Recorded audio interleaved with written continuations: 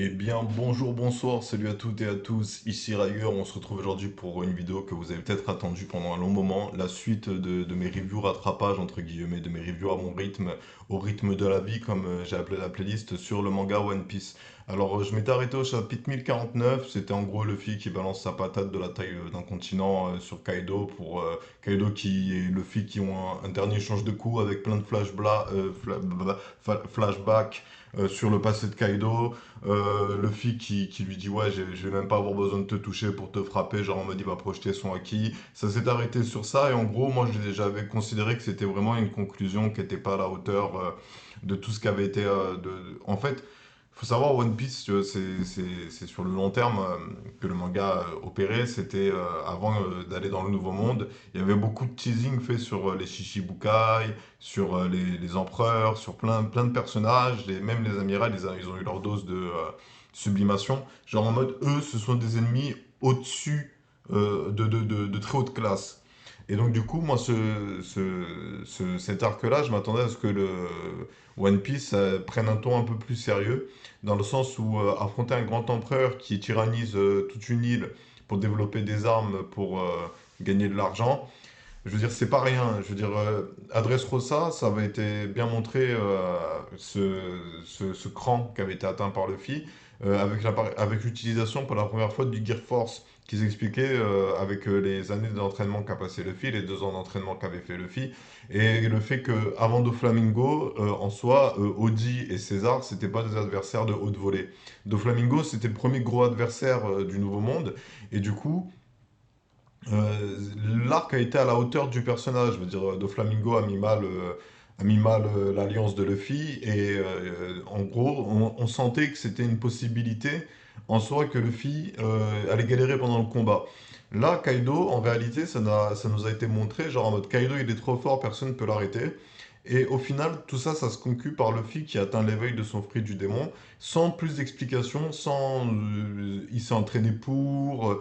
il avait déjà découvert le Gear 5 avant, c'est juste qu'il s'en était encore jamais servi. Je veux dire, il apparaît comme un Deus Ex Machina, on appelle ça.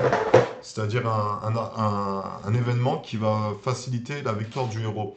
Et donc, du coup, moi, alors que Kaido, je m'attendais à Wano, quand c'était instauré avec ce concept d'acte, je m'attendais à ce que Oda, pour la première fois, allait vraiment se lâcher et limite que ça servirait de pré-épilogue au manga, dans le sens où on allait voir Luffy pour la première fois être mis en difficulté par un adversaire, à un tel point que cet adversaire-là, non, Luffy n'est pas encore prêt pour le battre, malgré le fait qu'il se soit entraîné et malgré le fait qu'il a vécu toutes ses aventures. Donc du coup, j'avoue que moi j'ai une déception parce que l'arrivée du Gear cette explication de Luffy c'est l'héritier de Joy Boy, c'est la réincarnation de Joy Boy, je veux dire tout ce délire-là qui tourne autour de Luffy c'est l'élu, j'aimais pas ça parce que jusqu'ici Luffy en fait il sortait du lot non pas parce qu'il était l'élu mais parce qu'il avait toujours un truc en plus, il avait plus de conviction, il avait plus un mental plus fort, il abandonnait pas ses rêves, il était déterminé, c'était pour ça que Luffy gagnait tous ses combats et qu'il arrivait toujours à sortir de situations compliquées, même quand l'adversaire était pas si fort que ça, et qu'il le mettait quand même en difficulté. Là, cet Arkaido, je veux dire, faire perdre les grands empereurs, c'était vraiment un pari risqué, parce que ça prenait le risque que le combat soit décevant. Et je vais pas vous mentir, je veux dire, Kaido, à part le fait qu'il a été teasé comme étant le plus puissant créature du monde de One Piece, en réalité, il n'y a rien qui a fait que Kaido, psychologiquement, il nous a pas mis la pression. Il est apparu dans l'acte 1 de Wano,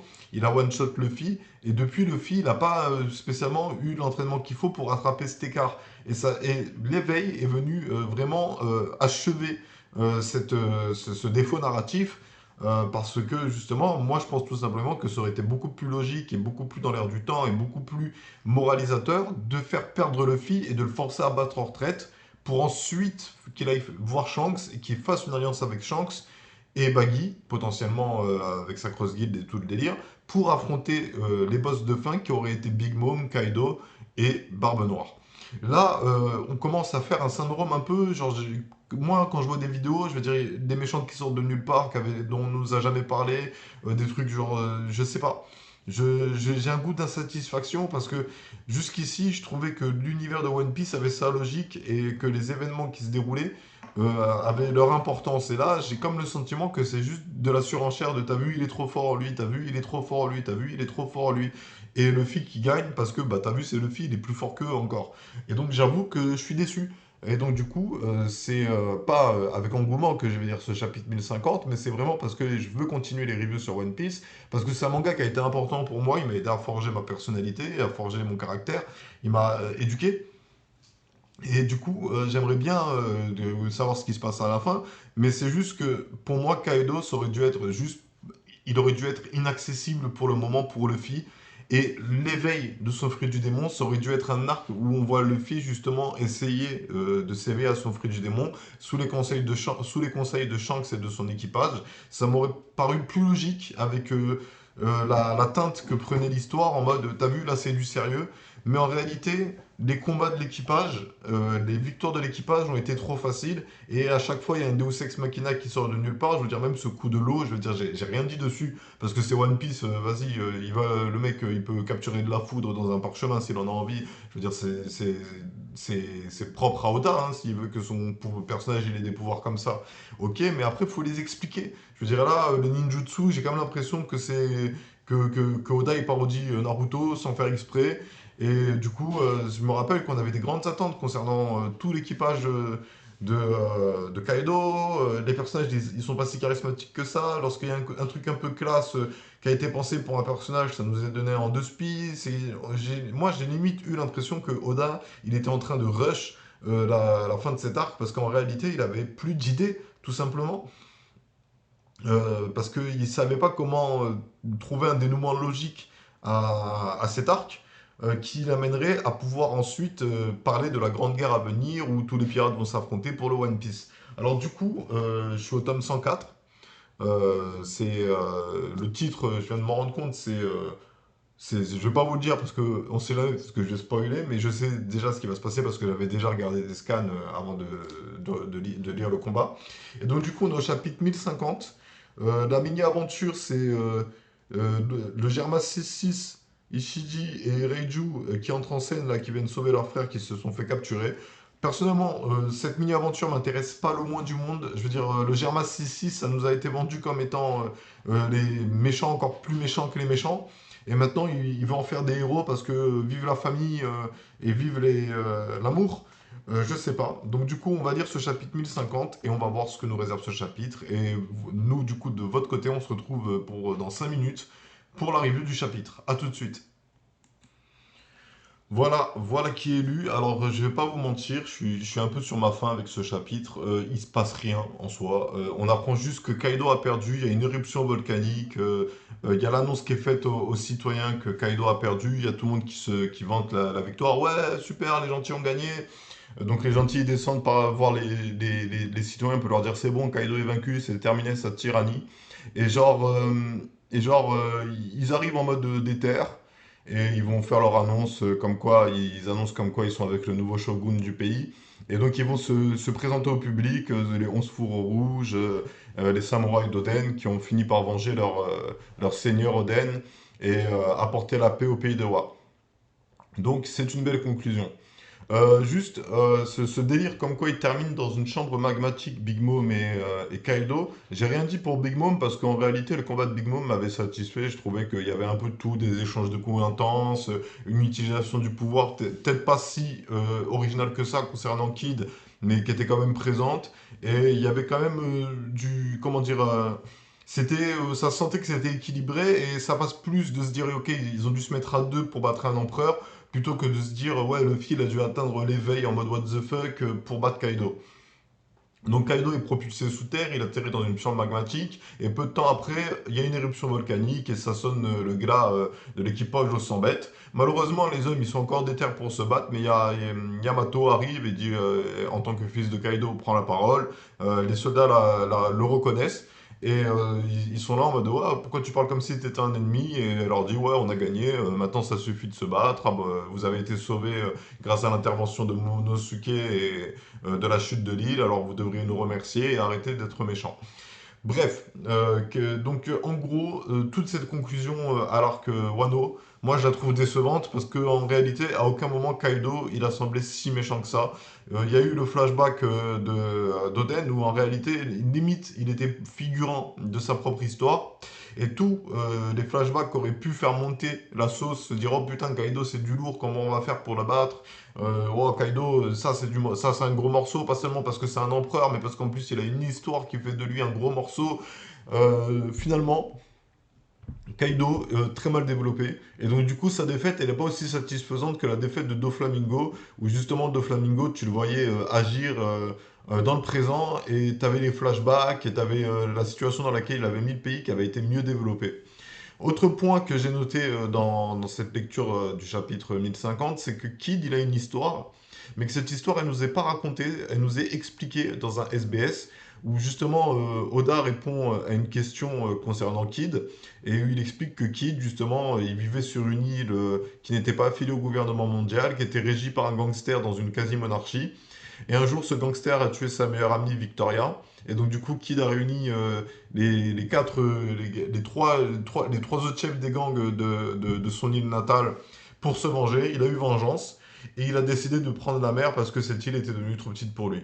Et bah, ça aurait pu faire un sacré arc sur Kid. Ça aurait pu être stylé, au lieu de nous le dire dans un SBS, de nous le raconter par des flashbacks autour de Kid pour faire monter un peu la sauce sur Kid. Qui Kid, je rappelle à l'époque où on nous a présenté les supernovas, était présenté comme étant le parallèle de Luffy dans la piraterie. Je veux dire, Kid, ce que Luffy ne fait pas en tant que pirate, Kid le fait. Et justement, ce parallèle, il avait été conservé. Là où il arrivait un peu comme un mastermind dans la hiérarchie du trio de la génération terrible.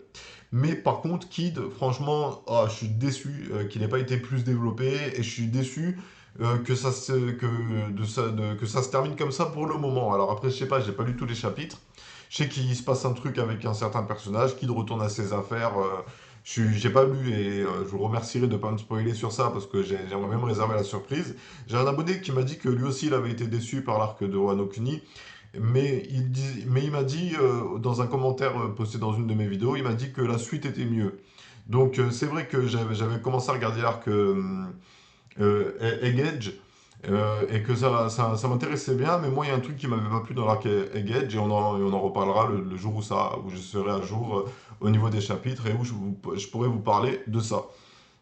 Du coup, j'ai pas beaucoup de choses à dire sur ce chapitre.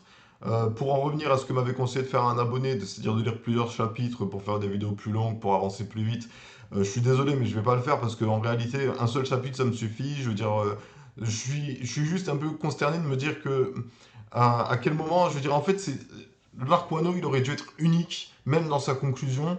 Et là, malheureusement, il a une conclusion qui est digne de n'importe quel autre arc où Luffy, grâce à la force de la détermination et au fait que c'est l'élu de Joy Boy, il bat Kaido. Et franchement, j'aurais préféré qu'il y ait. Déjà, d'un, Kaido, il n'a pas été développé dans ses pouvoirs et dans ses compétences. Il peut faire des tranches, des lames de vent. Il peut invoquer la foudre. Je ne sais pas ce qu'il peut foutre en gros. C'est un dragon qui crache des flammes et qui découpe avec du vent. Mais tous les délires qui auraient pu être faits, c'est-à-dire mélanger l'aspect Zoan, je veux dire, les Zoan, ça, c'est pas un pouvoir si original que ça dans le monde de One Piece. Les pouvoirs les plus originaux, ça reste toujours les Paramecia et les Logia bien pensés. Mais en gros, ça aurait pu être intéressant, j'ai déjà dit dans une vidéo, mais ça aurait pu être intéressant que par rapport au type d'alcool qu'il ressent, Kaido se bat d'une certaine manière, ce qui oblige Luffy à analyser ses techniques de combat, et il n'y a pas eu ça. Je veux dire, dans Big Mom, contre Big Mom encore, il y a eu ça, il y a eu ce sentiment que ça a utilisé leurs neurones, qu'en gros, on pouvait pas la battre sans faire de stratégie, sans faire de plan, sans être technique. Le combat Luffy-Kaido, c'est tout simplement de l'étalage de puissance et de l'étalage de pouvoir, sans pour autant qu'il y ait de logique à leur utilisation. Je dirais à un tel point que Luffy, il est entre le toon et l'anime. Et en réalité, c'est juste insatisfaisant. C'est juste insatisfaisant. Que ça se termine comme ça, c'est juste insatisfaisant.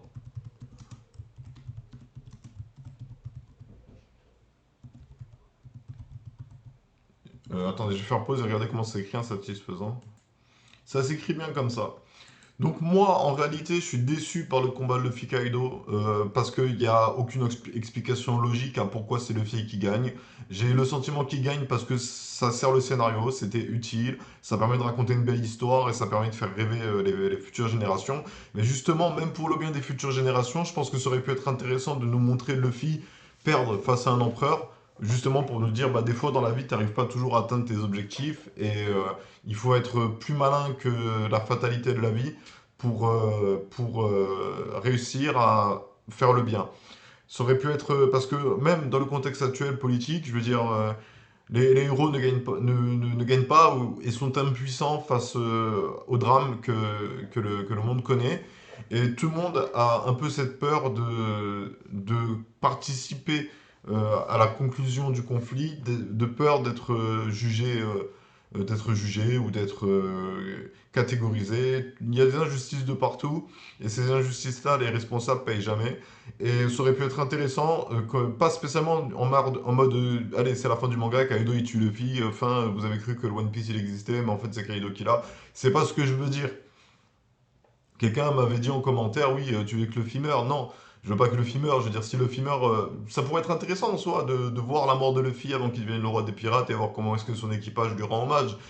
C'est ce que Game of Thrones nous avait enseigné, que des fois, bah, ça va pas toujours bien pour les héros, et ça se termine pas toujours bien pour les héros, et ça crée plus de problèmes, plus de conflits, et même quand ça se termine bien pour les héros, il y a d'autres méchants qui viennent. Ça peut être une quête sans fin de hiérarchie et de, comment dire, et de coups fourrés, et d'alliances et de trahison. Je veux dire, avoir un côté Game of Thrones, je pense que ça pourrait servir beaucoup d'œuvres qui malheureusement n'ont pas pris le virage en même temps que Game of Thrones, en mode on va suivre plusieurs protagonistes et le destin de ces protagonistes sera à jamais incertain parce que tout est possible étant donné qu'on peut toujours changer de protagoniste. Mais après One Piece, c'est pas ça. One Piece, c'est l'histoire de Luffy et c'est l'histoire de comment Luffy est devenu le roi des pirates. Mais si en réalité, à chaque fois qu'il est face à un problème, Luffy, il a un truc, il a un super pouvoir qui lui sort du cul et qui l'aide à faire face à la situation, en réalité, il n'y a aucun enseignement qui est fait dans l'arc. Je veux dire, il n'y a pas de morale, il n'y a pas de... Quand c'est dur, il faut insister. Je veux dire, au final, Kaido, Luffy le bat parce qu'il s'éveille à son flux du démon, qui est potentiellement le fruit du démon qu'avait Joy Boy à l'époque, le Nika Nika no Mi, le fruit mythique qui a dû être effacé de l'histoire parce qu'il était trop puissant. Rajoutez à ça le fait que Kid, qui était un personnage qui nous avait été teasé comme étant l'égal de Luffy, voire même plus fort que Luffy, parce que sa prime était plus haute à l'époque, hein. Luffy il était à 300 millions de berries et Kaido. Et Kid il était à 320 millions de berries, je crois. De souvenirs, c'est ce que je me souviens, c'est ce dont je me rappelle.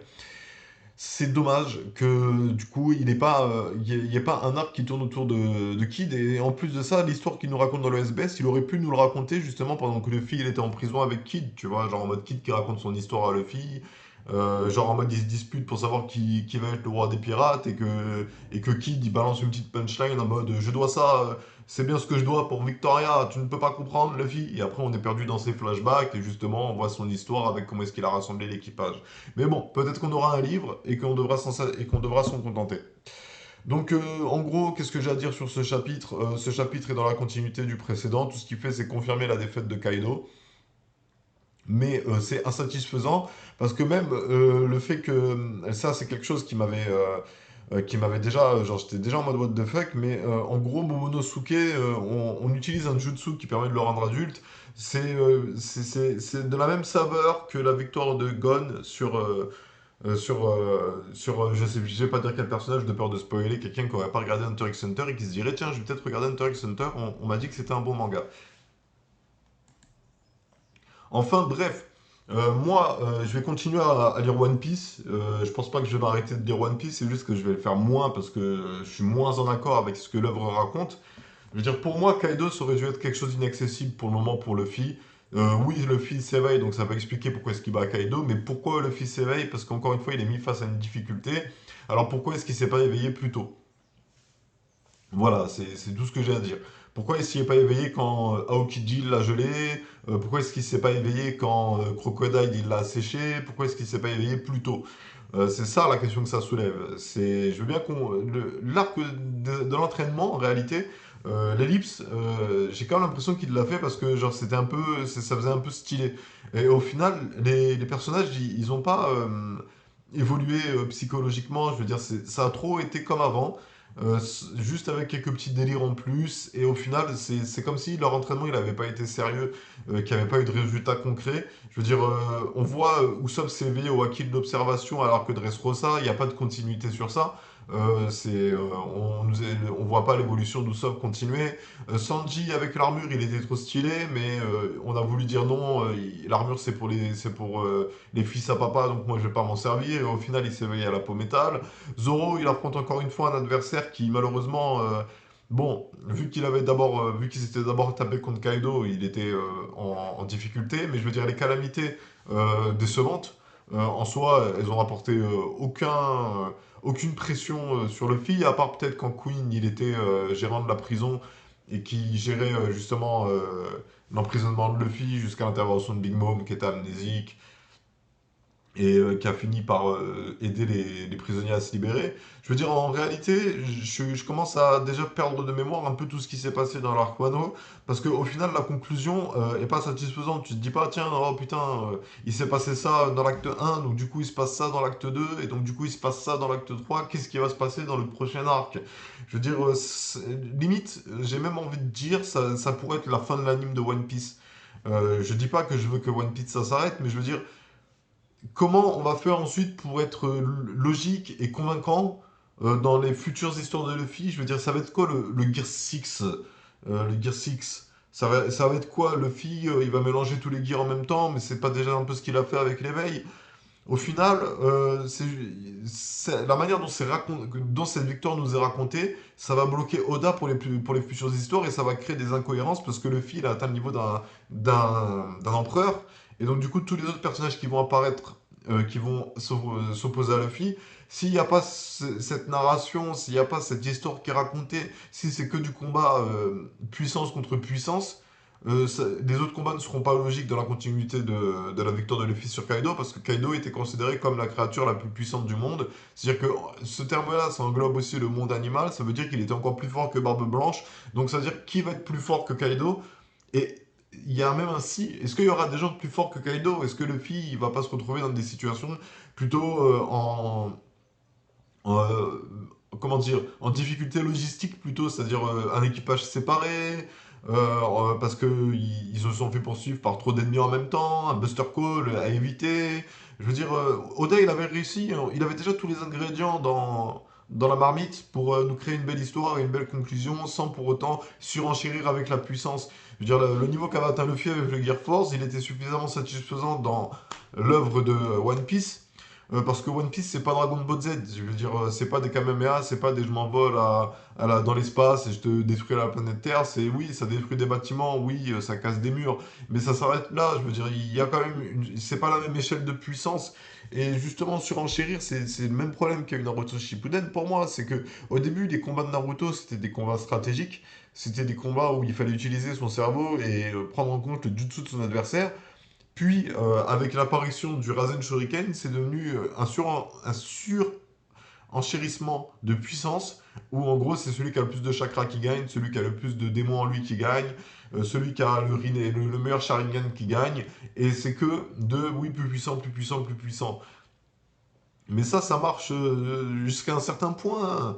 Je veux dire, quand la narration elle a dépassé la puissance et qu'il y a des nouveaux éléments qui sont mis en compte et que du coup il y a plein de trucs à faire et plein d'histoires à raconter parce qu'il y a plein de personnages et que c'est ça qui nous plaît dans One Piece, c'est tous ces personnages colorés ou pas colorés même, juste badass ou juste rigolo ou juste déterminé ou juste même émotif. Je sais pas, c'est toute cette palette de personnages qui fait la richesse de One Piece et donc, du coup, voir qu'il y a plein de trucs qui auraient pu être racontés sur plein de personnages, dans des flashbacks ou même dans des arcs où ils affrontent des ennemis présents, peut-être des arcs plus courts, sans être obligé de faire un grand ramdam.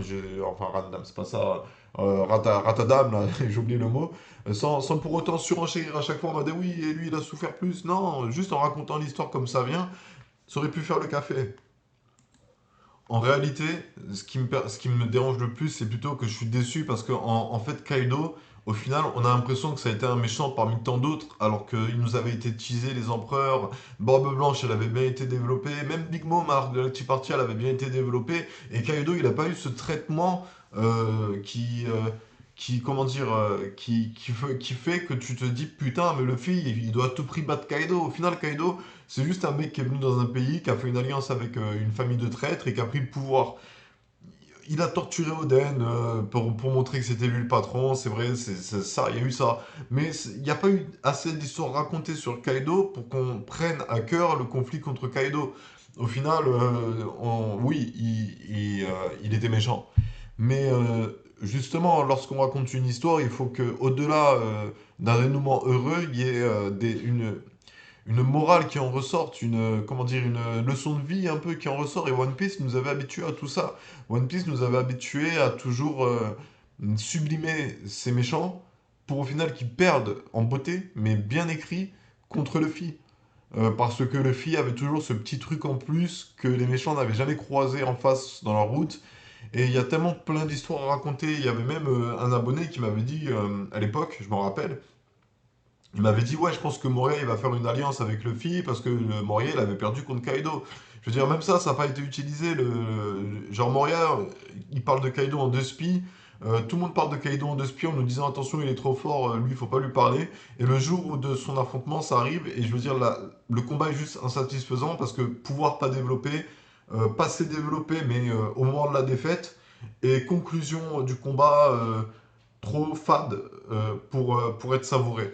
Et donc, du coup, résultat, j'ai comme l'impression que Oda, il a fait un mélange. À la fois, il a essayé de faire une histoire sérieuse et d'apporter sa touche, sa patte artistique, comme il sait très bien le faire, à ce manga. Mais malheureusement, ça passe pas parce que Kaido, il aurait nécessité un traitement différent parce que Kaido aurait dû être différent de tous les ennemis que Luffy avait déjà croisés, autant sur l'aspect psychologique que sur l'aspect émotionnel, que sur l'aspect art martial. Je veux dire, en fait, Kaido aurait dû être mieux amené, plein de trucs. Il y a plein de trucs qui auraient dû être mieux faits.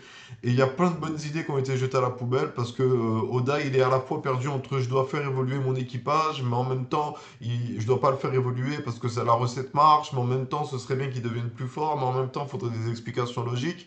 Et je veux dire là, je veux dire, même le coup du sabre qu'on donne à Zoro, c'est genre, comme de par hasard, on a un sabre.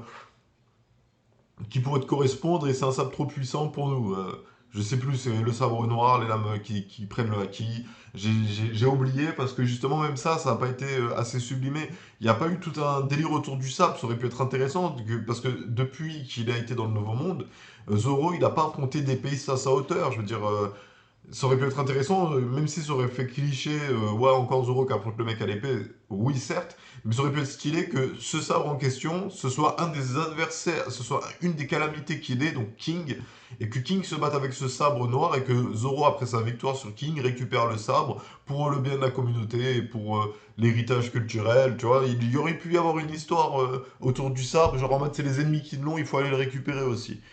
C'est déjà bien, t'as ramené le sabre de Ryuma, et en plus de ça, on a aussi perdu un grand sabre ancestral qui était transmis de famille en famille quand Kaido a pris le pouvoir. Voilà, il y a plein de trucs qui auraient pu être racontés mieux, et même si ça aurait pu être, ça aurait fait un arc qui s'étale, peut-être, ça aurait pu être bien que ce soit le début de la conclusion de One Piece. Là, c'est une parenthèse énorme, je veux dire, même dans l'histoire que Law a racontée, je veux dire, la cible de Law, en réalité, c'était pas Kaido. Kaido, il était là que pour appâter Luffy. La vraie cible de Law, c'était Doflamingo, parce qu'il avait une histoire quoi, avec Doflamingo. Il avait tué Corazon, il s'était passé plein de trucs entre Law et Doflamingo avant que Law dise à Luffy, viens avec moi, on va taper Kaido. Il y aurait pu y avoir plein de trucs, et il n'y a pas eu ça. Usopp a pas eu de combat à sa hauteur.